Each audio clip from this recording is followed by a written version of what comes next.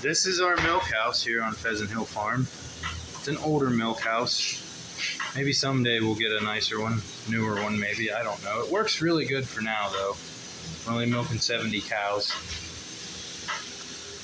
So, let's make some milk replacer for our calves. This is our milk replacer bucket.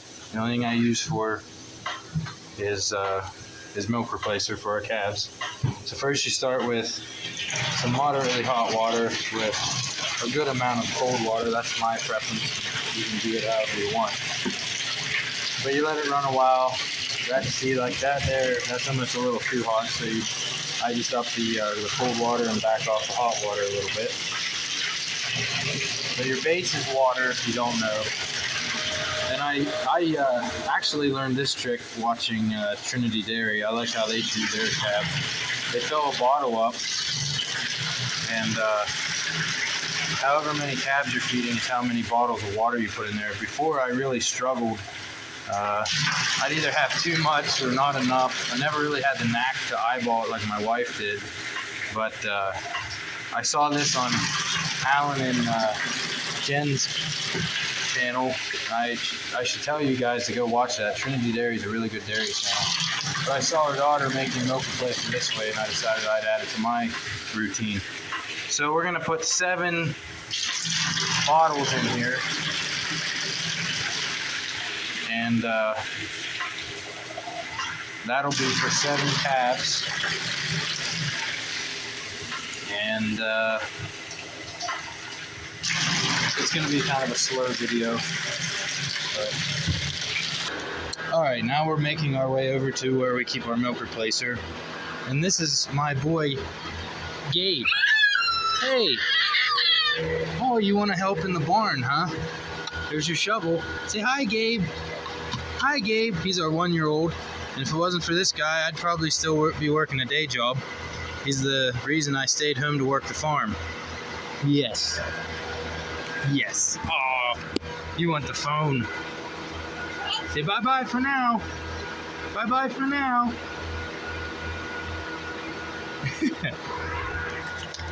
So once you're here at the milk replacer bag, they all come with a cup. I feed 1 cup per calf. So 1 cup is, I'd say 12 ounces, I think, 10 or 12 ounces. So you put that into your water just like that, and it's water soluble. So again, we'll put 7 more scoops of this in here. Okay, back at our sink here in the milk house, take this whisk and you just stir it around. It's as simple as that. It's almost like, I don't know, some of you have never been around this stuff and you may be housewives watching, or just not even a housewife, just somebody who hasn't been around a farm or this milk replacer very often. But I guess if you're going to compare it to anything, first thing that comes to my mind is instant potatoes. It's water soluble and it's kind of like a powder at first. But you just stir it up, doesn't take long. Make sure you get everything down in there. And if I can't get the actual milk replacer to feed, which is medicated to help the calves grow better, not like a hormone or anything, but it's like just an additive to help them grow and be strong calves. I will add an additive that I buy off our IVA dealer called Prozyme Plus, and that stuff seems to hold them over until I can get our regular medicated milk replacer back. Now we won't be feeding any bottles tonight. Now when we feed bottles, we like these peach teat bottles. We even have my favorite bottle is this Merrick's bottle. There's really not that big of a difference other than a peach teat screws on. It has threads in there, and it's sort of more like a natural teat. The Merrick's nipple screws on as well, but it's more of a old-fashioned style, tit basically. So off to the calves. Okay, I'm gonna set this down right here, so hopefully you can see everybody getting fed.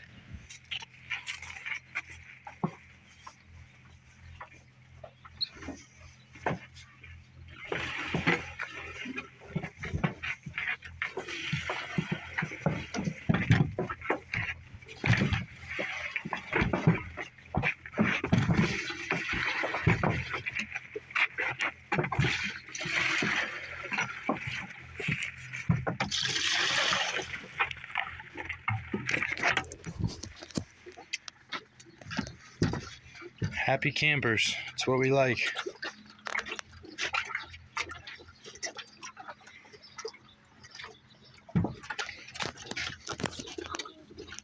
Then when you're all done, I wash the bucket out, rinse it out, that way there's no residue in there. And then there was one calf I didn't show you. She's down below with another calf in the other calf hutch. And she was off camera because it would have been sort of hard to do that one, but I get enough water for those two gals down there, and once these guys are done drinking, I'll go down through and fill their water buckets up for the evening and check their grain and everything. And that's about it for calf feeding. Gotta rinse these buckets out too. If you don't, they will get disgusting, and you should anyhow. I mean, calves need fresh water at all times, even during the winter time, as best you can. I mean, our buckets freeze some nights, but you break them open, take them down to the milk house, thaw them out. They need fresh water, just like anybody does. We do, babies do. These guys are no exception.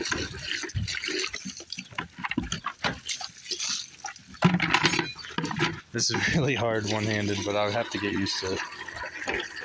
A lot quicker at this without the camera, but I think this is important. So even if this little venture I'm having here with these videos is something my own family can look back on when my boy's older 20 years from now and think, wow. Because I mean, does anybody really make homemade videos anymore? I mean, those sort of went by the wayside some 10, 15 years ago. So, I mean, really, in a way, YouTube is just a database for everybody's home videos in a way. I mean, they're not all like that, but so I guess that's sort of how I see this. If it's not going to be very popular, then at least, hey, my family can watch how we did it in the past if it's still around.